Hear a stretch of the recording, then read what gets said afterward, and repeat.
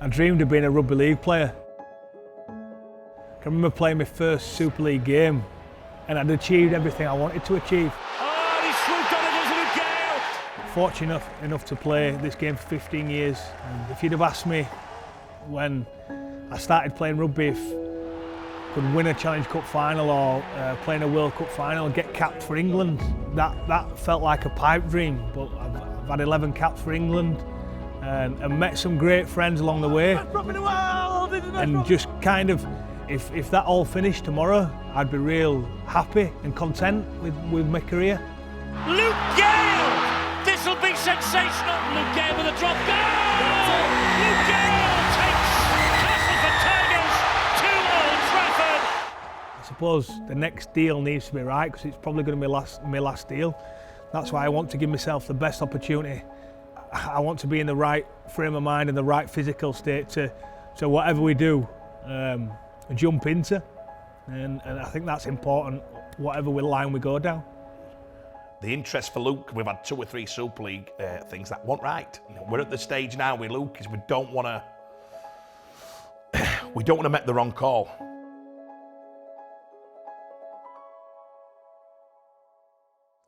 Look, obviously, I'm in a kind of different situation when I've never been in.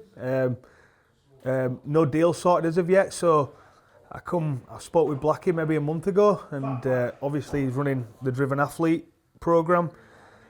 Knowing Blackie from 2020 season at Leeds and Gareth and the lads down here, I wanted to train, obviously a professional environment. So basically a lot of the stuff we're doing is like coaching points to make him more effective. So I suppose when Gale came in about 3 weeks ago now, I'm relaxed there, but good. When he came in about 3 weeks ago now, he'd sort of in a position where he wasn't doing that much strength work, wasn't doing that much power work. And he just needed me to coach him into it, but also to try and develop that strength and power back into his lower body especially. That professional environment, I suppose, professional training, and for when I do jump into a club or when I do get a deal, I'm not behind. I'm as good as I can be, and I suppose, look, it's been good as well. Not the monotonous of training every day, body's feeling good. So I think it's been a real benefit. Green, red, yellow, let's go, come on, red, yellow, Whoa! Edit that. Obviously, you're not having the training every day, and I suppose the field sessions in pre-season, you are always on the go. 5-6k days most days. You feel a lot fresher now. But I suppose it's like anything. You have to do all this hard work. And look, there's been some tough sessions out there, and we always say it probably means more doing it off your own back, you know, instead of being told, look, get down on line and do these Broncos. It means a bit more when you're doing them off your own back. It's a lot harder running and training by yourself. You get a lot more demons running by yourself instead of 30 other lads. But it's been good. It's been a different experience and one I've enjoyed, really. That's the confidence booster. Yeah. All this stuff. That's for Saturday night, isn't it? Yeah. Craig Harrison, my company is Show Me the Money UK. I'm a rugby agent, and I've been Luke's agent since he was about 17 and a half year old. I like to call it big brother. Some people might call it, a fatherly thing. I think I look younger than that. It's been great. I've enjoyed every minute of it. He's a very raw kid at 17 and a half, 18 year old, and turned into the man he has today. I'm proud to death of him. So he's done that with his own hard work and his ability. So good on him.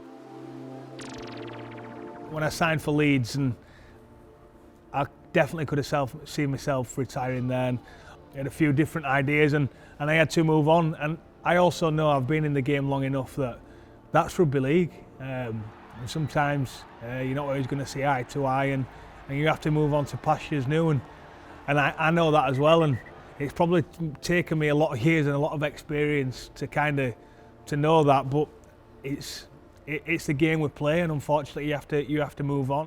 Let's have a look at this again. Oh wow, Luke Gale. I think he could be in trouble here, Luke Gale. He just got an injury.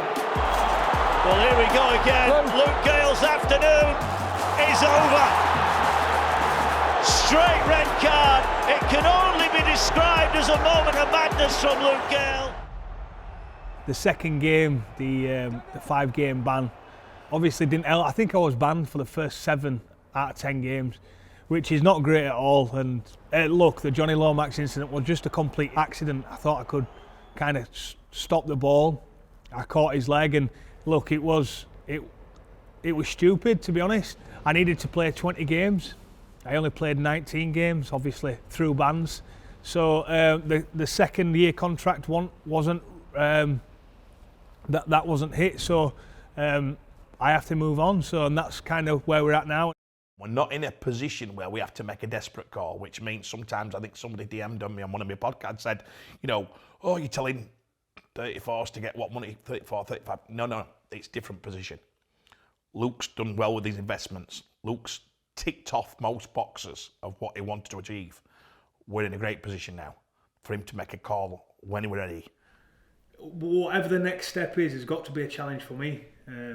And I think that's massively important. Something that's going to get me up in the morning and drive me, whether that is to try and bring a championship team up, whether it is that or whether we go elsewhere. I spoke about maybe going to a different country, or I'm honestly open.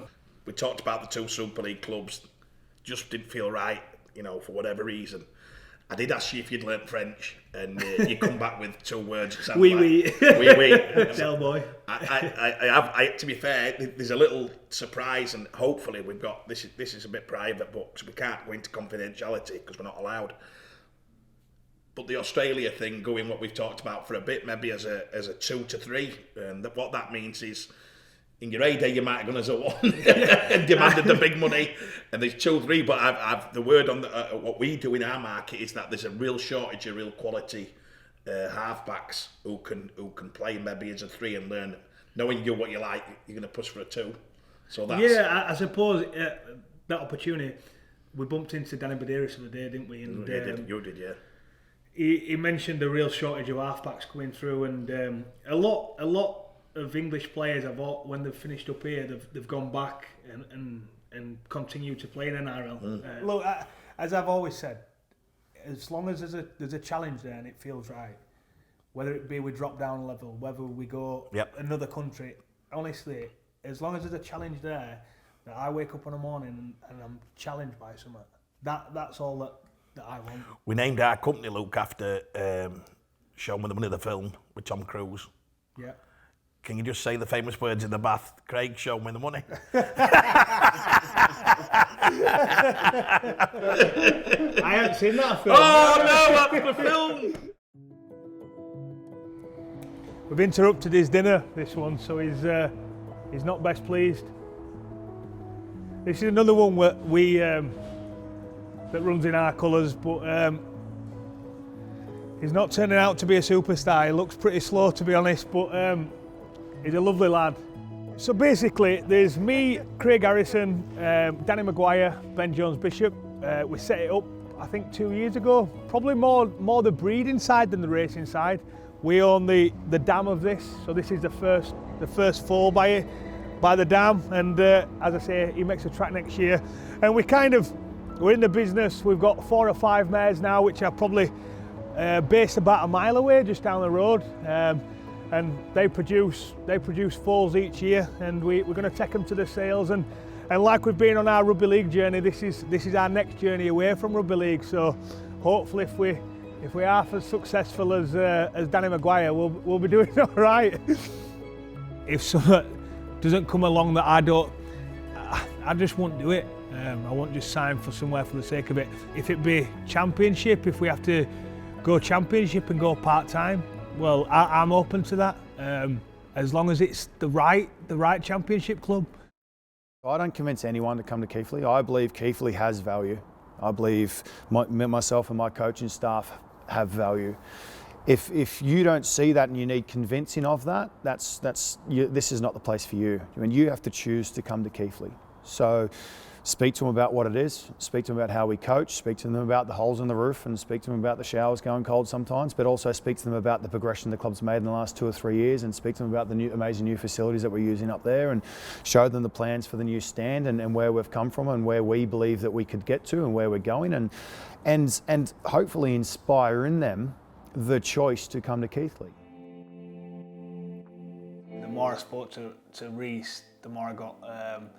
The way he thinks about the game is massively refreshing and really attack orientated, which suits me down to the ground.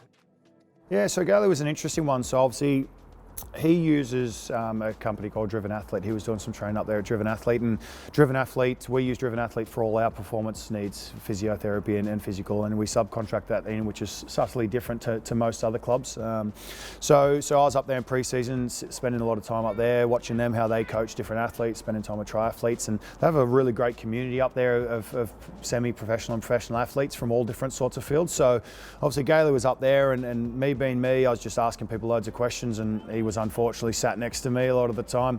So I was just peppering him with questions about footy and his career and what he's doing, and obviously he probably organically asking me different questions about why I coach the way I do and my views on the world, and it sort of at some stage kind of morphed from a conversation of footy into, okay, maybe there is something here to be discussed.